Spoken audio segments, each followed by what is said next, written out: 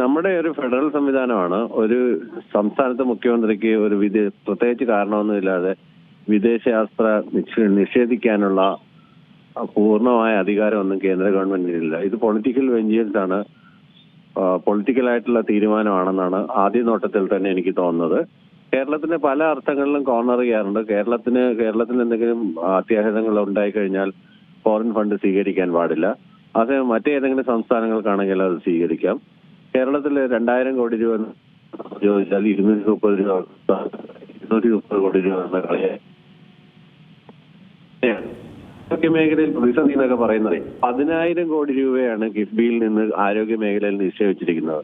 ഇതേ 10,000 കോടി രൂപ തന്നെയാണ് കോർപ്പറേറ്റുകളിലൂടെ നിക്ഷേപിച്ചിരിക്കുന്നത്. അപ്പം പ്രൈവറ്റ് ഹോസ്പിറ്റലിൽ നടക്കുന്ന കാര്യങ്ങൾ വാർത്തകളാക്കാതിരിക്കുകയും സർക്കാർ ആശുപത്രിയിൽ എന്തെങ്കിലും ഒരു ചെറിയ കാര്യം ഉണ്ടെങ്കിൽ അതിനെ പർവ്വതീകരിച്ച് കാണിക്കുകയും ചെയ്യുന്ന മാധ്യമങ്ങൾക്ക് പൊതുവെ ഒരു സ്വഭാവമായിട്ട് വന്നിട്ടുണ്ട്. അത് കോർപ്പറേറ്റ് പരസ്യങ്ങൾക്ക് വേണ്ടിയായിരിക്കാം, അല്ലെങ്കിൽ എന്തെങ്കിലും സ്വാർത്ഥ താല്പര്യങ്ങൾക്ക് വേണ്ടിയിട്ടായിരിക്കാം.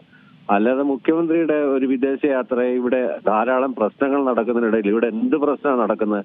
ഇവിടെ ഏത് അഴിമതി ആരോപണമാണ് ഉള്ളത്? അല്ലെങ്കിൽ ഇത്രയും വർഷമായിട്ട് 10 വർഷമായിട്ട് ഭരിക്കുന്നതിനെതിരെ കാമ്പുള്ള തെളിവുള്ള കോടതി അന്വേഷിക്കുന്ന എന്തെങ്കിലും ഒരു കാര്യം വിത്ത് പ്രൂഫ് പ്രതിപക്ഷത്തിനോ അല്ലെങ്കിൽ മറ്റേതെങ്കിലും കക്ഷികൾക്കോ മാധ്യമങ്ങൾക്കോ കൊണ്ടുവരാൻ കഴിയുമോ? ഇന്നുവരെ ദുരാരോപണങ്ങളുടെ വോട്ടാക്കി മാറ്റാനുള്ള ശ്രമമാണ് മാധ്യമങ്ങൾ നടത്തിക്കൊണ്ടിരിക്കുന്നത്. അത് കോൺഗ്രസിന് വേണ്ടിയിട്ട് വിടുപണി ചെയ്തുകൊണ്ടിരിക്കുകയാണ് ഇവിടെ മാധ്യമങ്ങൾ എന്ന് വേണമെങ്കിൽ കൃത്യമായിട്ട് പറയാം. പിന്നെ കേന്ദ്ര ഗവൺമെന്റിന് വ്യക്തമായിട്ട് അവരുടെ ഒരു അജണ്ടയുണ്ട്. ആ അജണ്ടയുടെ അടിസ്ഥാനത്തിലാണ് ഇത്തരം യാത്രകൾ നിഷേധിക്കുന്നത്. ഒരു സംസ്ഥാനത്തിന്റെ മുഖ്യമന്ത്രി എവിടെ പോകണമെന്ന് തീരുമാനിക്കുന്നത് ആ സംസ്ഥാനത്തിന്റെ ക്യാബിനറ്റോ ആ സംസ്ഥാനത്തെ ആളുകളാണ്. ആ കൃത്യമായിട്ടുള്ള കാര്യങ്ങൾ എന്തിനാണ് പോകുന്നതെന്നും എന്താവശ്യത്തിനാണ് പോകുന്നതെന്നും കണ്ടിട്ടായിരിക്കുമല്ലോ ഇത് കൊടുത്തിരിക്കുന്നത്, കേന്ദ്രത്തിന് സമർപ്പിച്ചിരിക്കുന്നത്. ഏറ്റവും പുതിയ വാർത്തകളും വിശേഷങ്ങളും വിരൽ തുമ്പിലറിയാൻ സീ മലയാളം ന്യൂസ് എല്ലാ ഡിജിറ്റൽ പ്ലാറ്റ്ഫോമുകളിലും ലഭ്യം.